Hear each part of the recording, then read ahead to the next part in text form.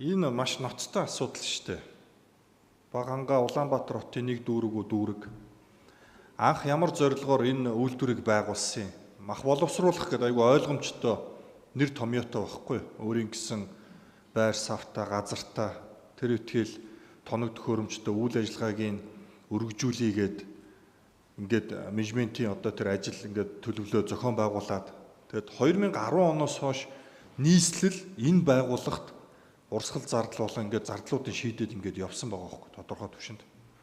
Тэгээ энэ үртэл одоо эн чинь хэдэн жил болчихоо 2010 оноос хойш өнөөдрийг хүртэл гэдэг чинь 15 жилийн хугацаанд ямар үр дүн өгсөн бидэрт ямар одоо өр өгөөжөө өгсөн. Тэгээ өнөөдөр яагаад бид нар буулах болсон? Зүгээр нэг захирал нэгтлэн Няровч гэдэг юм нэг 3 хүний зардал бид нар энэ чинь ингээд тогтмол зардлын ингээд цалингийн өгөөд байна. Одоо татан буулгая гэдэг. Ийм өрөвдөлтөө юм ярьж болохгүй.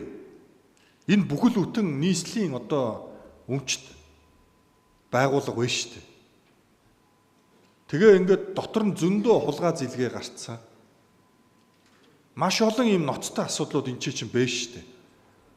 Тэгээ ганцхан энэ баг хангаа мах боловсруулах үйлдвэрээр зогсохгүй энэний цаана өөр ямар ийм байгууллагууд байгааг бид нар бас мэдэхгүй байгаа дээ.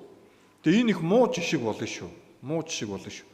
Тэгэл нэг үйл ажиллагаа нь явахгүй ашиггүй алдаг одоо ийм юугүй байгаад байна үр дүнгүй ажиллаад байна гэд байгуулсан үйлдвэрүүдэд бид нар татан буулгаад их юм уу нэг нэгээр нь. Тэгээ анхны зорилго нь юу байсан юм? Тэгээ яагаад тэр зорилготой хүрээгүй юм? Тэгээ 2010 оноос хойш өнөөдрийг хүртэл тэгвэл энэ зүгээр татвар төлөгч нарын мөнгийг зүгээр л бид нар ингээд нэг энэ байгууллага руу өгөөл хүн цалинжуулаад яваад исэн юм уу? Энэ өдөртөжсэн улсууд нь ямар хариуцлага хүлээх юм? Өдөртөж байхдаа ямар үр дүн гаргасан юм? Хотын иргэдэд хэрэгтэй, татвар төлөгч нарт хэрэгтэй ямар үр дүнд хүрсэн юм?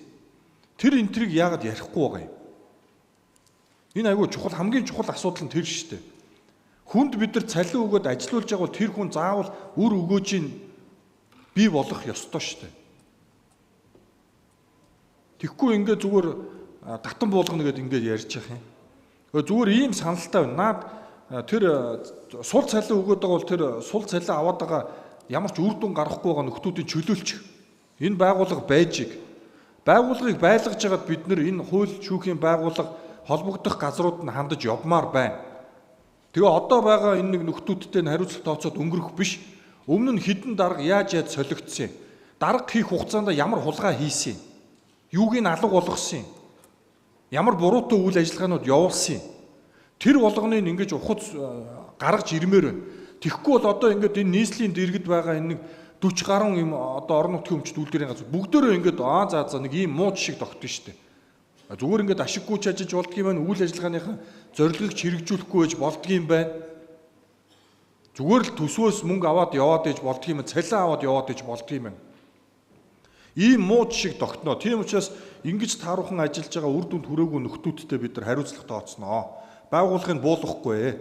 Тэр цалин аваад байгаа 3 нөхрийн ажлаас нь төр чөлөөлөөд байгууллага чигээр нь байлгаж ягаад одоо харин энэ манай хуулийнхан өмчийнхэн нийлж ягаад хуулийн байгууллагт хандаад нэг үрчлэн мэдээллүүдийг бид нар сонсомоор байна.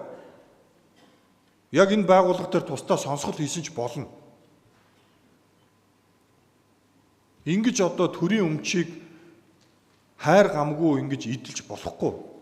Ингэж үргүүдүүлж болохгүй. Тэгээд дампууруулж наа чи дампуурцсан шүү дээ байхгүй болцсон татан буугдсан шүү дээ гэдэг ийм л одоо хариулттай сууж байгаа юм шүү дээ. Тэгээ нэг хуулийн байгууллагт өгсөн нэртэй ямар хариу ирсэн юм? Хин нь яаж шалгаж байгаа юм? Ямар бүрэлдэхүүн томилогдсон юм? Олон асуудлууд байгаа шүү дээ. Тэгэхээр бид нар их тодорхой арц намын бүлгээс өнгөрсөн 5 дахь хуралдаан дээр бид нар бас ярьсан. Хурал эхлэхийн өмнө баяр даргатаа бас бид нар зөвлөлдсөн тийм ээ. Өмчийнхөнтэй ч гэсэн бид нар бас санал солилцсон. Тэгэхээр тодорхой гормын санал гаргаж байна. За төсөв дээр энэ жилийн төсөв дээр тавьсан байгаа тэр цалингийн зардал болон бусад зардлуудыг зогсоогоод тэр хүмүүсүүдийн ажлаас нь чөлөөлөөд за байгууллагыг татан болгож болохгүй байгууллагаараа байж явах хэрэгтэй. Яагаад гэвэл энэ цаашаа үргэлжлээд энэ хуулийн ямар нэгэн одоо маргаан үүсээд ингэж явах нь шүү дээ. Асуудал үүсээд явах нь шүү дээ. Тэгэхээр тэр нь одоо байгууллага нь байж иж явбал илүү одоо бас үр дүнд хүрэх болов уу гэж ингэж харж байна. Шалгаж байгаа газар нь ч гэсэн тэр